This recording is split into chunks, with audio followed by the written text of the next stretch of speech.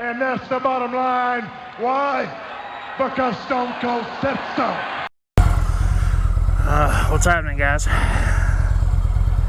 Been a long time since I made a video. The weather was shit for a long time, and then my clutch cable broke here on the Vic, and so I had to fix that.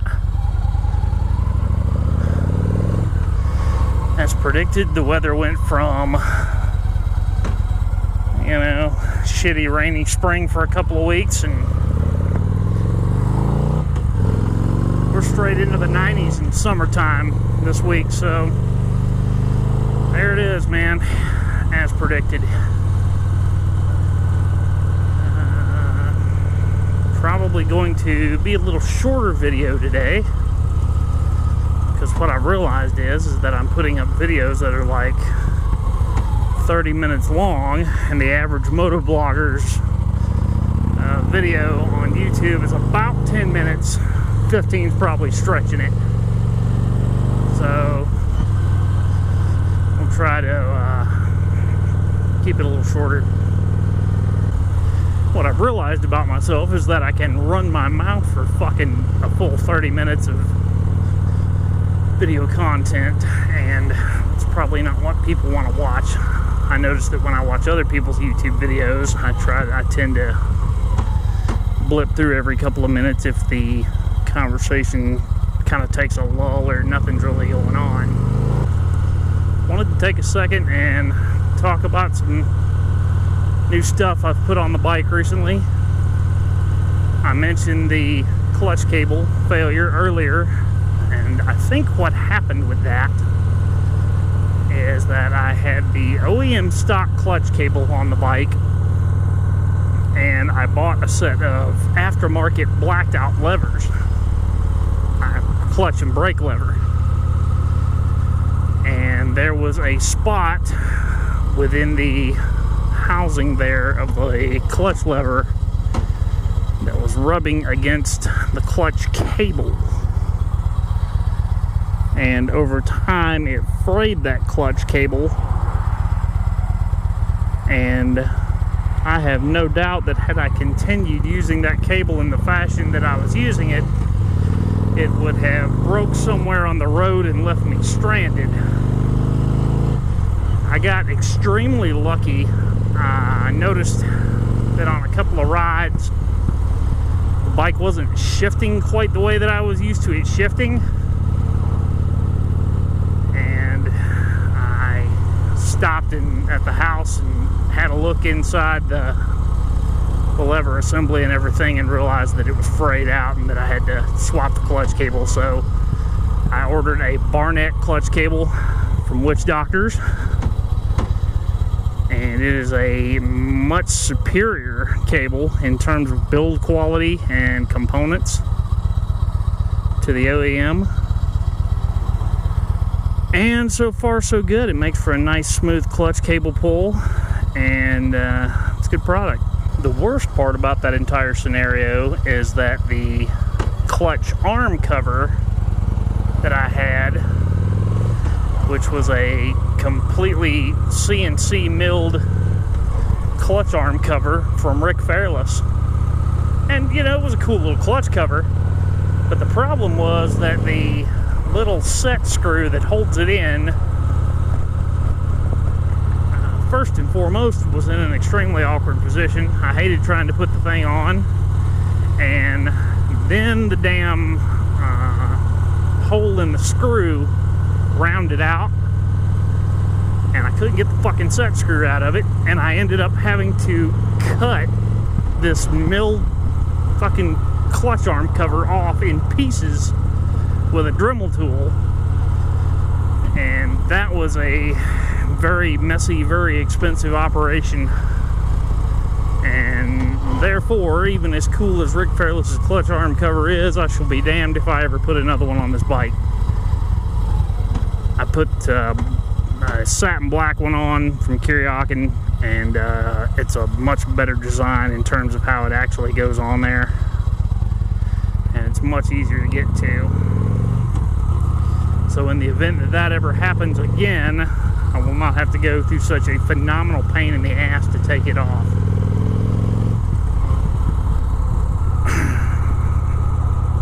So that was that little scenario. Sucked. I hated it.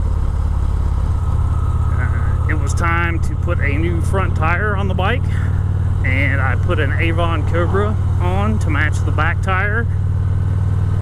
And I must say that so far I am extremely impressed with the Avon front tires, 21-inch front tire. And it is a more of a rounded tire profile, whereas those Dunlop V3s were kind of a squared profile.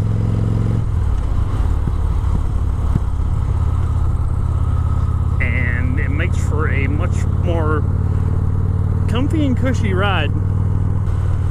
So I'm really enjoying the new Avon tire up front.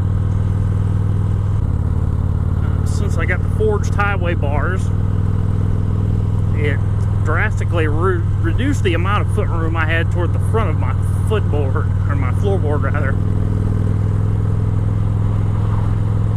And I bought Victory's stock mounts, you can probably see there, the little chrome piece. Those are the floorboard mounts, or rather the road peg mounts. Can't talk worth a shit today. The road peg mounts. But the road pegs that you get with those mounts are pretty terrible in terms of placement, and they're not very comfortable at all, and they kind of look shitty in my opinion. So I bought some Longhorn 90-degree offset pegs from Kuryakin, and I'm really liking them so far. You're restricted a little bit in the direction that you can put the mounts, but based on the highway bar design and so forth, but so far so good. Very comfortable, and I'm kind of a long-legged fella, but they adjust out rather nicely, and I can either rest my toes on them from the corners of the floorboards as such, or I can rest my foot all the way out there on the peg. May have to fine-tune the angle of them a little bit, but as they sit right now, they're already much better than those OEM ones. Matter of fact, I'm going right now to Gregory Polaris to drop off the stock foot pegs to their lead bike tech there, who is a friend of mine. And in case he has a customer who may have need of them. Maybe make a little money there if he needs to. Who knows? I don't like them, but somebody else might. Get the fuck over.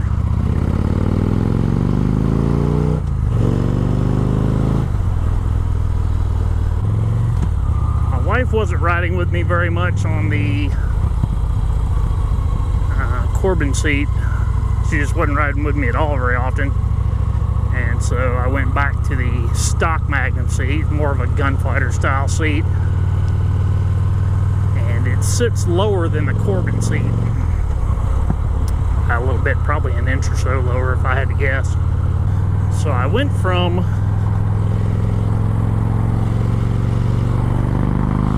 looking just over the top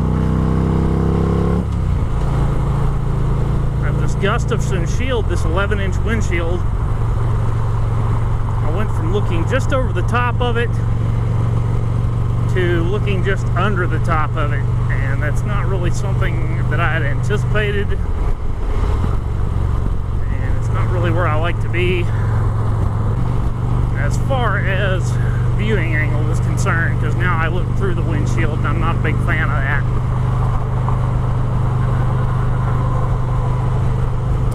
But it obviously does more to help the buffeting that I get over the top of the windshield. So I don't know, it's a blessing and a curse in the same piece of equipment. What I see happening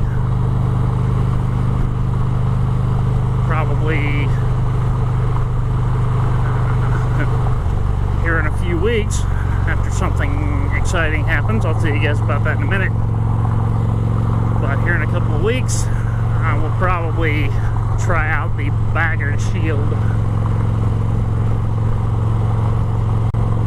which is actually a two-piece windscreen. The bottom half of the windscreen is tinted and is 8 inches in height as they're measured. However, it has a second windscreen that attaches to it. This second piece is clear, and the second piece extends upward, and you can adjust the windscreen from anywhere from 8 inches to 14 inches, I believe. So that's a very significant difference, and it's completely adjustable, so it eliminates the need for two windscreens.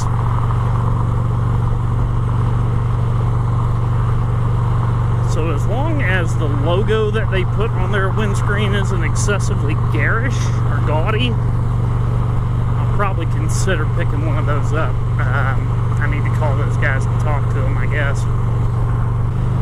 But it seems to be a good solution for me and worth a try. This Gustafson windshield is not a bad windscreen, but it just doesn't quite fit the way I need it to. And I think I'm going to need something adjustable, you know, something I can drop down to a shorter height around town, and something I can adjust out and get the buffeting off, or, you know, go for an extended ride as I need to. So the exciting news that I was referring to earlier, our move is on. Our house is sold. We're going to be closing on the house, selling on the 24th this month, which is here in about 2 weeks, a little less than 2 weeks. My wife and I are going to be separated for a little while. I'm going to live in Orlando. She's going to live in her apartment here in Little Rock.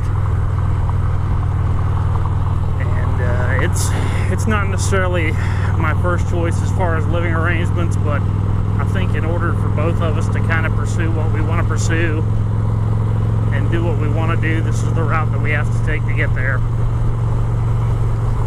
I'm not thrilled about it, but there's really not much else I can do at this point. So, I'll be traveling to Florida probably next week to check out some places that I'm thinking about renting out.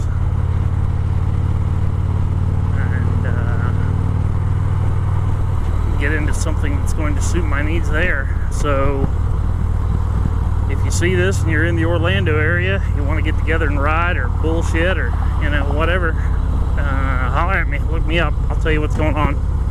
Definitely warm out today. I'm glad this slingshot helmet has a lot of variable positions to lock the visor in. Get a little more ventilation through here. Back's killing me. I've had back problems for, I don't know, at least 20 years that I can think of, probably longer than that. It's just one of those things I've kind of learned to live with, so I really don't trust these fuckers to cut into my back when it doesn't seem like any of them can even tell me what's wrong with it to begin with. Riding a motorcycle probably does not help that. But if you can't do what you love in life, life is really not worth living. And riding motorcycles is what I love to do, so I deal with it. But I certainly would have been better off taking some Motrin or something this morning. Getting old sucks, don't do it. Fucking a random roundabout in the middle of nowhere, Arkansas. Yeah, I might have to work on this peg angle a little bit.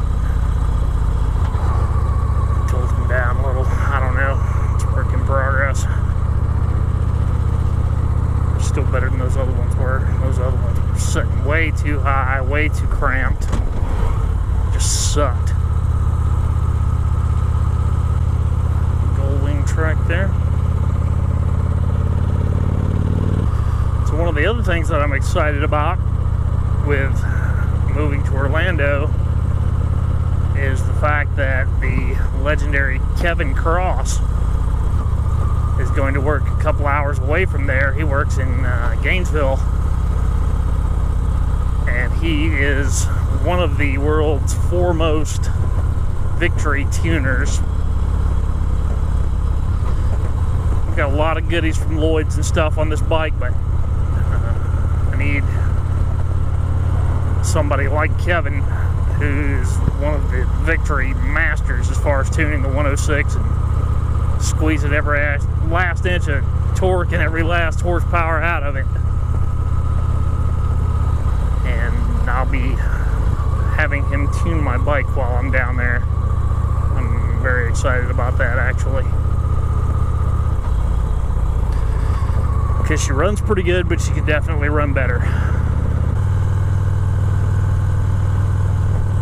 Vision trike.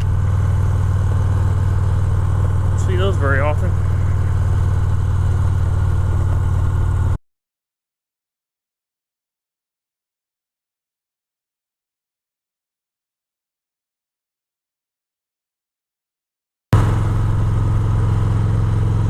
Alright, quick little drop off there at Gregory Polaris.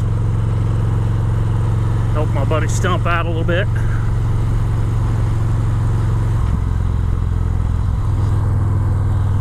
I think since it's almost 11, cruise up here and treat myself to a delicious Five Guys cheeseburger.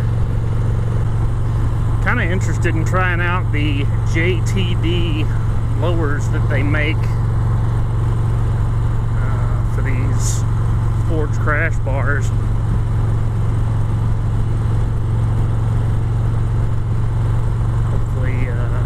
Reduce the never-ending fight against buffeting from the wind. I understand they do a pretty good job of that. It's probably the next upgrade part on the list, but bastards are expensive. They're a couple $100, so I really can't afford to spend an extra couple $100 right now. Kind of forgot how having road pegs that set a little lower than, say, your floorboards or your crash bars kind of acts like a set of rudder pedals almost. And if you're smart, you can throw a little bit of extra oomph on them with your feet to make your bike get wherever you want it to go a little faster. Come on, dude. Fuck out of the road.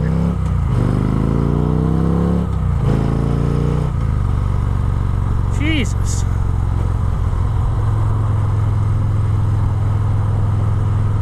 You don't have to come to a dead fucking halt in the road